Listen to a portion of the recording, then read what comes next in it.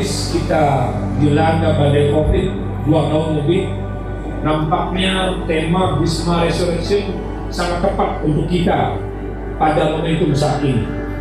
Kenapa demikian? Karena 2 tahun kita telah dilanda oleh situasi tersebut, terjadi loss learning pada kalangan kita, pada kalangan siswa kita.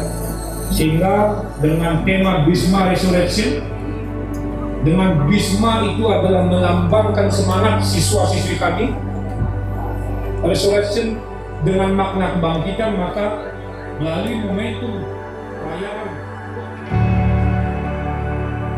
Sang Yang Widiwasa, Tuhan Yang Maha Esa, karena atas asung pertewaran nugrahanya, pada hari ini kita bisa berkumpul pada acara resepsi hari ulang tahun SMA Negeri 2 Bangli yang ke-36.